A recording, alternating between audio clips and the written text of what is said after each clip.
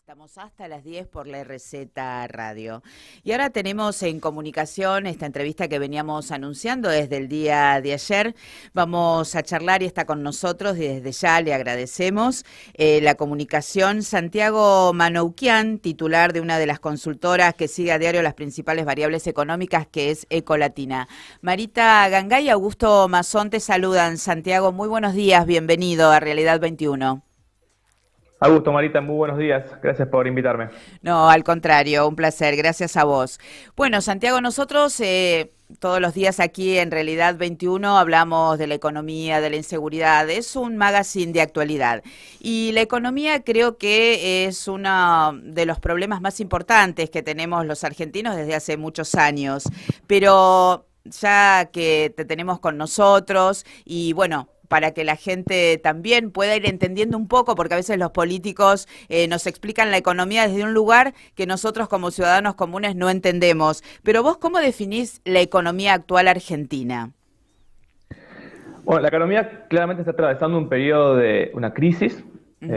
con una fragilidad macroeconómica, pero particularmente cambiaria muy compleja, porque estamos con un banco central que tiene reservas internacionales en niveles mínimos históricos, ya son negativas, actualmente en cerca de 5.000 millones de dólares, pero para que se entienda, cuando el Banco Central tiene muy pocos dólares, tiene menor capacidad para poder intervenir en el mercado cambiario y evitar que haya saltos del tipo de cambio oficial, como por ejemplo los que vimos el día después de las PASO. Ajá. Y esa debilidad es muy compleja porque implica que la inflación no tiene un ancla hacia adelante importante y quien hace la política económica, el gobierno, a través del Ministerio de Economía, pero también el Banco Central, tienen poca reputación, poca capacidad para poder influir en las expectativas de quienes toman decisiones en la economía.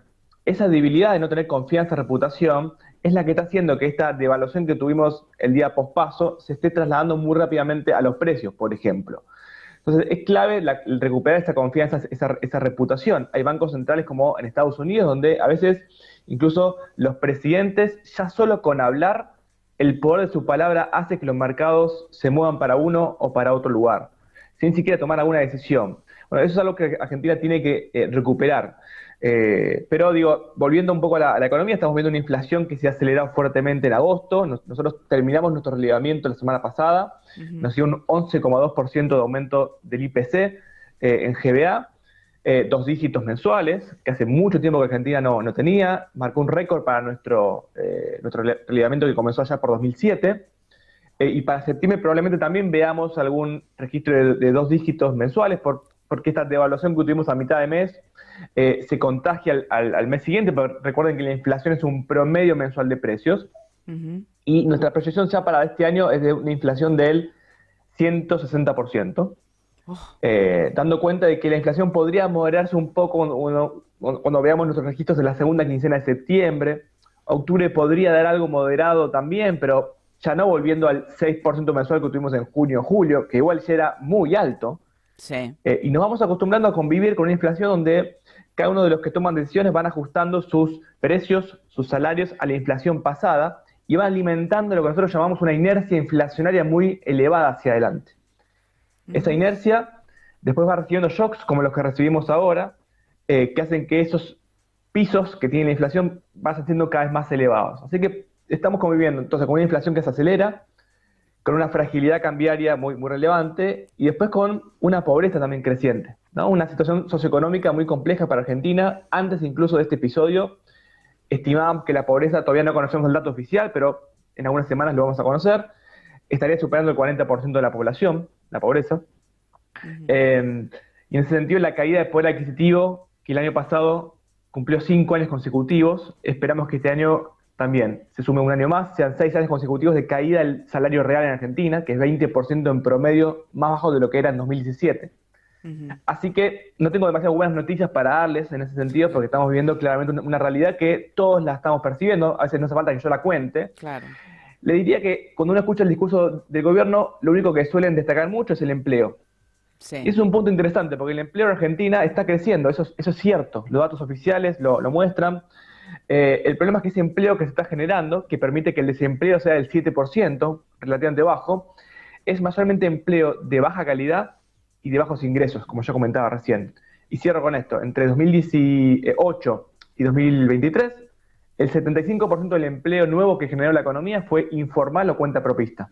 Ajá. Así que cuando uno desgrana un poco los datos, las noticias no son tan positivas como se cree. Así que bueno, ese es un poco el panorama general de lo que estamos viendo. Ujú. Y bueno, Santiago, perdón, ya que justo tocabas el tema del gobierno, Sergio Massa, con todas las nuevas implementaciones que está haciendo, lo está dejando desde un lado bastante negativo su vista pública hacia nosotros y está perdiendo votos. ¿Qué considerás como de este gobierno, ¿no?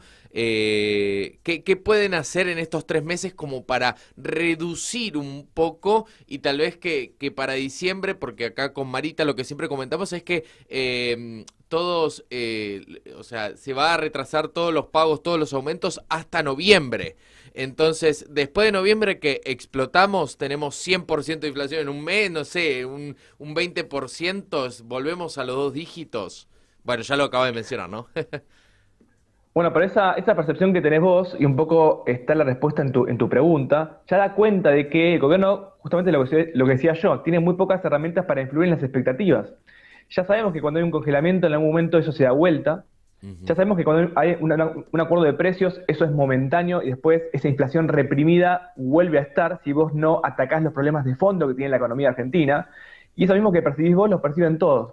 Entonces, cuando uno ve ahora las próximas estimaciones que den cuenta de inflación que releva el Banco Central, por ejemplo, vamos a ver que las expectativas siguen desancladas, ¿sí? Que no hay un ancla ahí Claro. en la confianza, insisto, y eso es muy, muy relevante. Entonces, claramente, nosotros hace poco, previo a las PASO, hicimos un informe donde justamente mostrábamos que probablemente estábamos frente al peor escenario socioeconómico para ir a votar antes de unas PASO. Recuerden que las PASO comenzaron allá por 2011. Sí. Comparábamos una serie de indicadores y todos nos daban en general peor. Algunos parecidos a 2021, también que había sido un año donde la economía ya había empezado a deteriorarse. La pobreza ahora es un poco mayor que en 2021. Así que creo que el voto castigó, por supuesto, un poco eso. La población lo está percibiendo. La población en general no ve el nivel de reservas o el nivel de déficit fiscal, sino lo que percibe. Lo que percibe es justamente esto que estamos relatando. Así que de acá a octubre creo que es poco lo que el gobierno puede hacer. Estas medidas son paliativas para este evento puntual que acaba de suceder, pero la situación ya venía deteriorándose hace tiempo, como todos sabemos. Así que esta aceleración de tener en 2 meses, si uno acumula agosto y septiembre, probablemente una inflación del cerca del 25%, bueno, difícilmente Ujú. sea recuperable con algunas medidas puntuales de ingresos que obviamente uno cree que son necesarias. Pero Sí. son necesarias porque también hay una política económica que no es consistente con bajar la pobreza sostenidamente. Así que son medidas paliativas, yo te diría insuficientes. Y bueno, queda un mes para las elecciones generales, eventualmente un balotaje. Queda todavía, les diría, mucho tiempo de acá a fin de año, dada la fragilidad que estamos viendo. Y pocos recursos porque tengamos en cuenta también que el gobierno se comprometió a una reducción del déficit fiscal con el FMI. Así que Sí. ya Claro. sabíamos que este año iba a ser un año donde el gobierno iba a tener pocas herramientas. Y aún así, fíjense que fue un año atípico porque el gobierno subió tarifas en un año electoral. En Sí. 2021, elecciones de medio término, esto no ocurría. Subió tasas de interés. En 2021 esto no ocurría. Bajó el gasto público. En 2021 esto no ocurría. Quiero decir, el gobierno tuvo que dar un viraje porque la situación, la realidad se volvió a imponer. Bueno, ahora vuelvo con algunos congelamientos, pero la verdad que ya estamos todos bastante entrenados para saber cómo termina esto finalmente. Claro, justamente volviendo a estas medidas paliativas, anuncian con bombos y platillos precios cuidados, precios justos. Y nosotros sabemos que en la realidad, cuando concurrimos a cualquier comercio, primero que no hay stock de esos precios anunciados. Y segundo, que no te ayudan en nada porque no están en todos los comercios. Entonces, la verdad que me parece que hay medidas que las anuncian, pero en la realidad esto no nos favorece para nada realmente. Por eso digo, hay que tener primero también la lógica de gobierno, ¿no? Su horizonte de planificación es de acá a octubre, tiene que hacer todo lo posible para, por supuesto, recuperar algo de caudal de votos, sabiendo que, a pesar de que el peronismo obtuvo una de las peores elecciones de las últimas décadas, Sí. aún así sigue relativamente competitivo, justamente por este escenario de tercios que se logró, ¿no? La figura de Milei obviamente emergió porque obtuvo cerca de 10 puntos más de lo que las encuestas le daban, pero fíjense que las diferencias entre los tres candidatos principales fueron bastante acotadas. Sí. Entonces, eso le da al gobierno todavía cierta posibilidad y creo que estas medidas apuntan un poco a eso. Pero como bien decís, son medidas que creo que en inglés hay una expresión que es too little, too late, que es como poco y tarde, ¿no? Y Sí. creo que eso pinta un poco este escenario.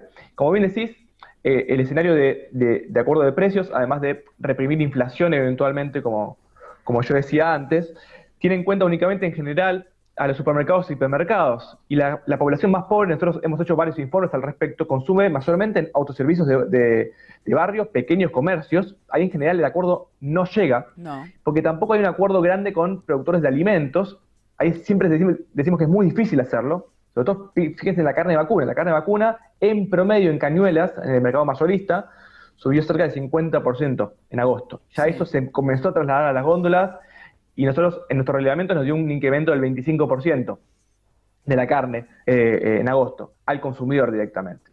Así que también es difícil, digamos, hacer un acuerdo con el sector de alimentos, porque es un sector que está muy atomizado en todo el país, tiene un alto nivel de informalidad y cuyos precios dependen mucho de condiciones climáticas, por ejemplo, o biológicas. Fíjense que la carne de vacuna lo venía beneficiando de alguna forma el gobierno, porque la carne de vacuna venía bastante planchada, Sí. ¿sí? Había subido hasta julio cerca de 20, 30 puntos por debajo de la inflación. Bueno, eso en algún momento se iba a dar vuelta, los especialistas pensaban que iba a ser más cerca de fin de año, bueno, finalmente ocurrió antes, se adelantó. Haber incluido al maíz también dentro del el dólar agro hace semanas atrás también tuvo un impacto adicional, porque no solo fue la devaluación lo que aceleró la inflación de agosto, sino también fue esa medida, fue haber incrementado el impuesto a las importaciones mediante esta devaluación fiscal. Digo, fue un cartón lleno, les diría, para esta inflación de agosto. Así que, insisto, esta situación va a seguir siendo frágil hacia adelante y los paliativos son pocos y llegan un poco tarde.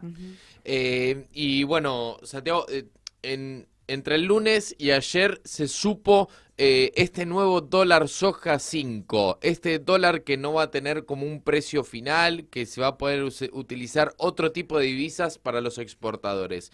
¿Cómo funciona para saberlo más en específico?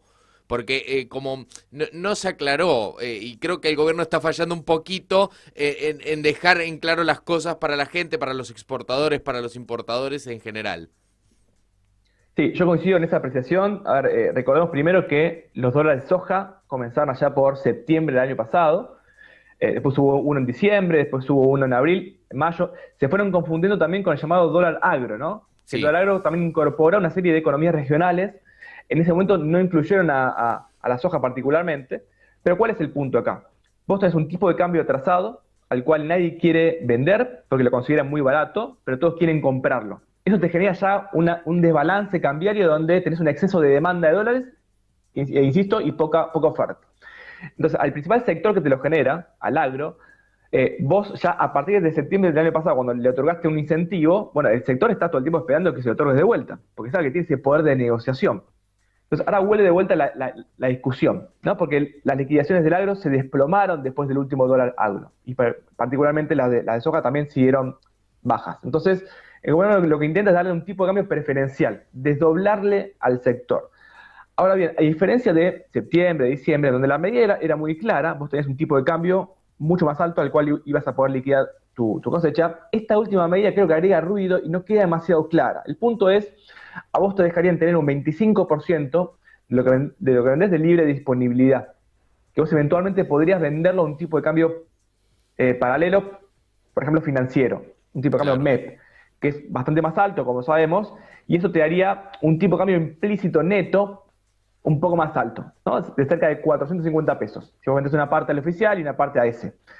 Ahora, esa instrumentación no está demasiado clara, como bien decís, hay un problema comunicacional ahí, que creo que este gobierno también lo ha tenido muchas veces, ¿no? Sí. Porque cuando vos tomás la decisión de devaluar, por ejemplo, hace poco, devaluar en sí mismo no es que está mal. Depende cómo vos rodeás a esa medida con otras medidas que apuntalen justamente a las expectativas. Si vos decís, bueno, voy a evaluar, pero además voy a reducir el déficit fiscal, voy a reducir la emisión monetaria que hace el Banco Central para asistir al Tesoro, intentás influir, lo comunicás bien, es creíble, ahí es otra cosa. Y eso uno lo prevé para un programa de estabilización, por ejemplo. Pero el gobierno, la verdad que le cuesta mucho hacer eso, y la Sí, verdad que Sí. puede influir poco en las expectativas. Y con esta medida, y cierro con esto, pasa un poco lo mismo. No queda demasiado clara, hay algunos actores del campo que se van a decir que también, que no generaría un impacto adicional, pero en síntesis también lo que ocurre es que, por más que sea clara o no clara, lo que queda de soja es poco también. Ya no estamos en septiembre del año pasado donde había mucha soja retenida, este año tenemos poca retenida y además la sequía impactó muy fuertemente en el campo. Eso fue un shock muy importante para la economía este año, así que tampoco queda demasiado por liquidar ahí. Claro. Ujú. Sí, sí, realmente está exactamente lo que nosotros pensamos. Y ahora también hablando de las propuestas de los candidatos, bueno, vieron que Milei es el único, es la apreciación que nosotros tenemos, que más o menos, te guste o no, dijo las propuestas que tenía si él llegara a ser presidente. Pero ayer uno de los asesores de Milei, hablando de dolarizar la economía, dijo, no, pero si en la Argentina no hay dólares. Entonces, este tipo de apreciaciones, ¿no? Primero te dicen una cosa, después salen con otra, porque hace rato que sabemos que en la Argentina no hay dólares. Eh, Sí, a ver, primero pongamos en su justa medida lo que está sucediendo, ¿no? Milei y su equipo, como estrategia electoral, sí, era algo previsible, se están moderando bastante en sus pretensiones, sí, no solo en cuestiones de dolarizar o no, sino también en cuestiones de cómo ajustar el gasto público. Antes decían que iban a ajustar 10 puntos del PBI, lo cual era una locura. Ahora ya dicen algo parecido a 5 o incluso menos.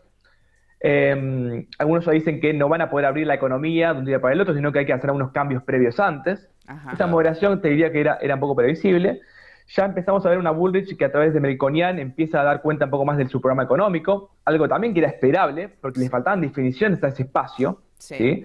Entonces, yo creo que son todos movimientos que han tenido lugar después de la sorpresiva victoria que tuvo Milei en las elecciones. Entonces van intentando cada uno seguir una estrategia distinta, porque sabíamos que antes de las PASO había un curso de acción. Ahora hay otro y eventualmente, después, llegado el balotaje, habrá otro. Pero nosotros siempre decimos lo siguiente, y es algo que nosotros preveíamos en parte. Hay una agenda que es común a los tres, que deberían, o que nosotros prevemos que apliquen al comenzar el año que viene, aun si Milei quiere dolarizar. Y lo que yo opine sobre si se puede o no, no es relevante, sino lo relevante es si operan las expectativas o no. Si ajá, la gente espera realmente que se dolarice, eso te impacta en la realidad hoy, porque te puede generar distorsiones fuertes en la economía hoy. Entonces, lo que nosotros decimos es, mira, hay tres frentes que tienen que atacar sí o sí. Ya sea Milei como condición necesaria para dolarizar, también. Una es lo cambiario. Todos están de acuerdo en que hay que levantar el cepo cambiario, ¿sí? Más rápido o más lento, pero además corregir el atraso que tiene el tipo de cambio oficial, las dos cosas al mismo tiempo. En segundo lugar, lo fiscal, hay que reducir el déficit fiscal, y eso creo que todos, hasta Massa habla de orden fiscal, fíjense que quiere mandar un presupuesto para el año que viene de déficit cero, los tres hablan un poco de lo mismo.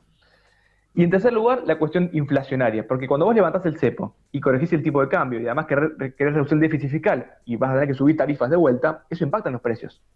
Y partimos de una situación social como la que yo describía anteriormente. Entonces, el tercer punto es la inflación. Vos tenés que atacar las causas de la inflación, uno diría medidas más ortodoxas, como es reducir el déficit fiscal y ganar confianza ahí, y reducir también la asistencia monetaria que le hace el Banco Central al Tesoro, pero también medidas heterodoxas que apunten a acuerdos de precios y salarios en este marco de una secuencia de medidas articuladas, y también romper con alguna inercia de esa inflación, porque ¿qué está pasando con la inflación en Argentina?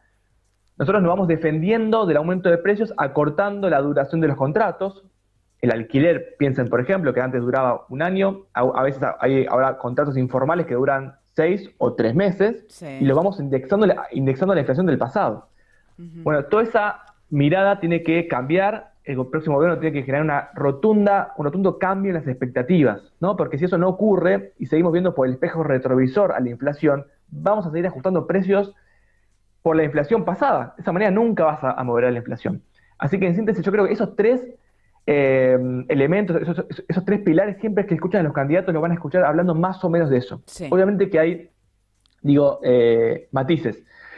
Y realmente no sabemos exactamente qué van a hacer, ¿sí? Pero claramente se están moderando las pretensiones porque saben que también el apoyo político que necesitan, y Milei eso lo sabe bien también, y el plafón social te limitan en todo lo que vos vas a querer hacer. Vos vas a poder hacer lo posible, no lo que querés, muy probablemente. Y eso creo que la política también es el arte de transformar, pero también el arte de lo posible. Y yo creo que Milei también lo va a entender porque va a tener que pautar ciertas medidas con lo que él mismo llama la casta. Ya hemos estado viendo que está tejiendo alianzas con la casta. Digo, acá cuando vos te metés en política, puede sonar muy bien, vender un discurso donde vos vas a ir en contra de la corriente como el salmón, pero por otro lado también tenés que seguir el discurso de los hechos si vos querés realmente generar transformaciones para el país, ¿no? Claro. Sí, sí, incluso ya ayer me decían que Milei se estuvo reuniendo con los integrantes de la CGT.